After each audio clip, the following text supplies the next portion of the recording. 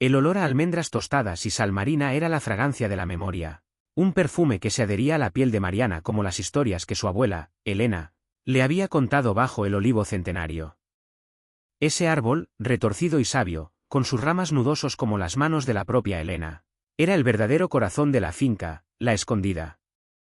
No era solo un lugar, era un susurro en el viento, un eco de risas y lágrimas que se habían derramado sobre esa tierra roja durante más de un siglo.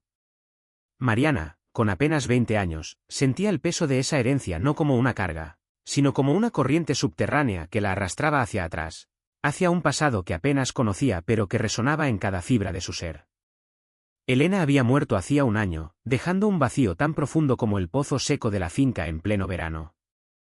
Pero antes de irse, le había entregado una caja de madera de olivo tallada a mano, desgastada por el tiempo y el cariño.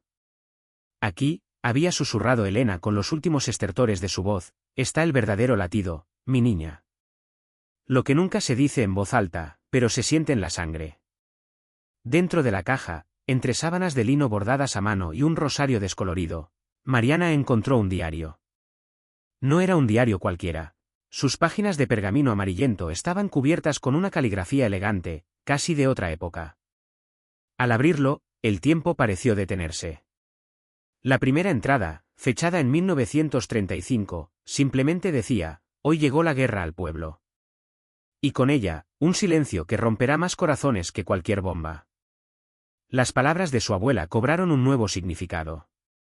Elena nunca había hablado de la guerra civil, ni de los años oscuros que le siguieron. Su vida, tal como la conocía Mariana, era de sol y trabajo, de canciones flamencas y paellas dominicales. Pero este diario prometía una verdad diferente, una verdad oculta bajo la superficie de los cuentos familiares, una verdad que palpaba con la intensidad de un corazón asustado en el pecho de Mariana. La imagen de Elena, siempre fuerte y sonriente, se desdibujaba con cada frase del diario. ¿Qué secretos guardaba el olivo? ¿Qué sacrificios se hicieron para que ella, Mariana, pudiera sentir el sol en su cara y el aire limpio de la Escondida? La caja no contenía solo recuerdos, contenía promesas rotas, amores prohibidos, decisiones desgarradoras y la resiliencia de una familia que había luchado, no solo por sobrevivir, sino por mantener vivo ese latido de la herencia. Mariana cerró los ojos, el diario apretado contra su pecho. Estaba a punto de embarcarse en un viaje que cambiaría para siempre su comprensión de quién era y de dónde venía. El pasado no era un lugar lejano, era la tierra bajo sus pies.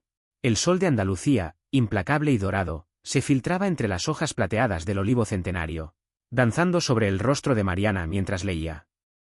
Cada palabra del diario de su tatarabuela, también llamada Elena, era como una excavación arqueológica en el alma de su familia. El pasado no era una línea recta, sino un laberinto de corredores secretos y habitaciones olvidadas. El diario de la primera Elena revelaba una vida marcada por la Guerra Civil Española. La entrada de 1935 no era el inicio de la guerra, sino el preludio ominoso en su pequeño pueblo, perdido entre las colinas de olivos.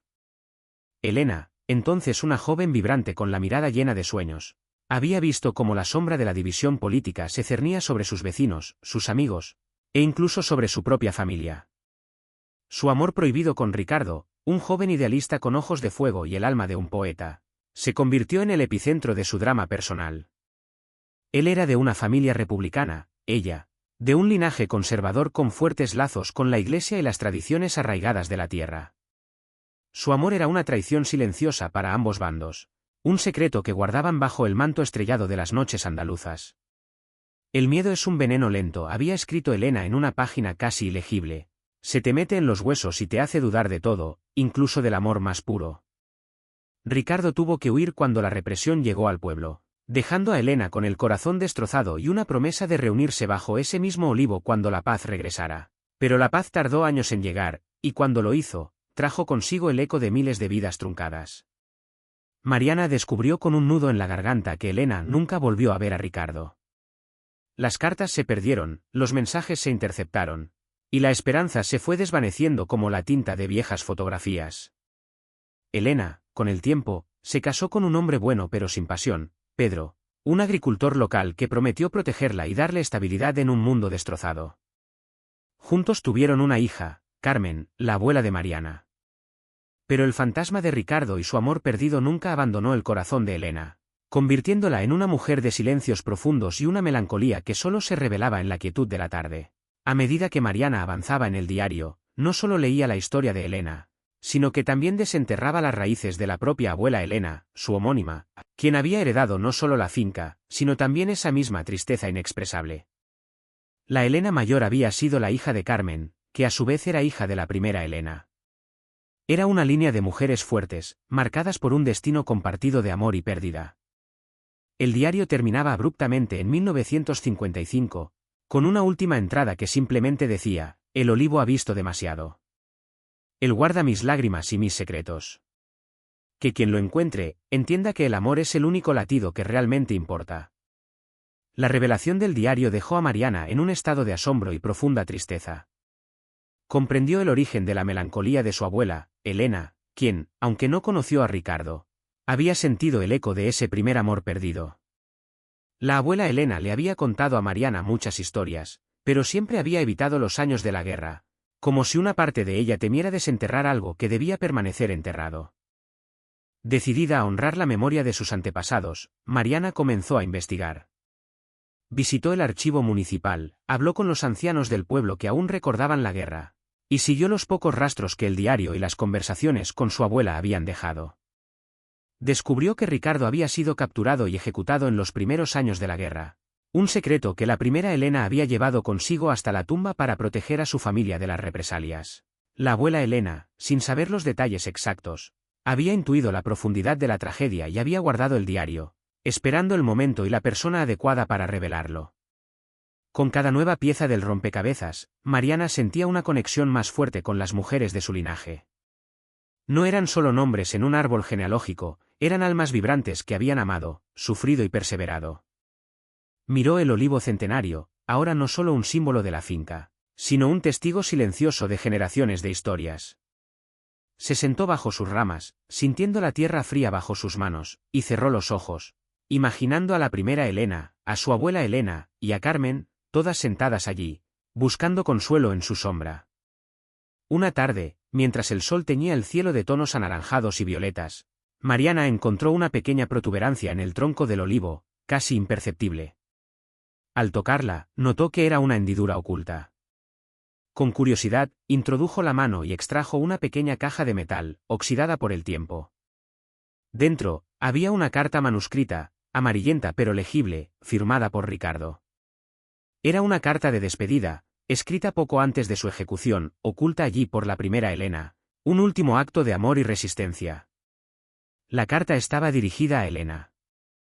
Ricardo hablaba de su amor eterno, de la esperanza de una España mejor, y de la paz que encontraba al saber que ella estaría a salvo. No llores por mí, mi amada, decía, si no vive. Vive por los dos, y que nuestro amor sea la semilla de una nueva esperanza bajo este olivo. Las lágrimas brotaron de los ojos de Mariana, pero no eran lágrimas de tristeza, sino de comprensión y alivio. La herida de la primera Elena finalmente podía comenzar a sanar a través del conocimiento. Ese día, Mariana no solo heredó una tierra y un olivo, heredó una historia completa, una verdad que la liberaba y la empoderaba. El latido de su herencia ya no era un eco distante, sino un ritmo fuerte y claro en su propio corazón. Mariana decidió que su misión sería preservar no solo la finca, sino también la memoria viva de su familia. Transformó La Escondida en un lugar donde las historias podían ser contadas, donde las generaciones futuras podrían sentarse bajo el olivo y sentir ese mismo latido. Abrió la finca al turismo rural, creando un pequeño museo con artefactos familiares, fotografías y, por supuesto, el diario de la primera Elena, con copias protegidas. La historia de Elena y Ricardo se convirtió en una leyenda local, un testimonio del amor que desafió la guerra y el tiempo. Mariana plantó nuevos olivos, cada uno un homenaje a un miembro de su familia, extendiendo el bosque de la memoria. Se enamoró, se casó y tuvo hijos, a quienes, desde muy pequeños, sentó bajo el olivo centenario para contarles las historias de sus antepasados. Les habló de la resiliencia de la primera Elena, de la sabiduría silenciosa de su abuela, y del amor que persistía más allá de la vida. Les enseñó que la verdadera herencia no era la tierra, ni la casa, sino la fuerza que reside en los lazos invisibles que unen a una familia a través del tiempo. El sol seguía besando La Escondida, pero ahora, El aire no solo olía a almendras y sal, olía a historias contadas, a verdades reveladas y a un futuro que honraba el pasado. Mariana, ahora una mujer madura con la misma determinación silenciosa de sus antepasados, observaba a sus hijos jugar bajo el olivo. Sentía el fuerte y constante latido de la herencia no solo en la tierra, sino en el pecho de cada uno de ellos, un recordatorio eterno de que el amor, la memoria y la perseverancia eran los verdaderos pilares de su familia española. La historia de La Escondida era una historia de España, de amor en tiempos de guerra, de silencios que protegían y de verdades que, finalmente, liberaban. Y ese latido, fuerte y constante, seguiría resonando por muchas generaciones más.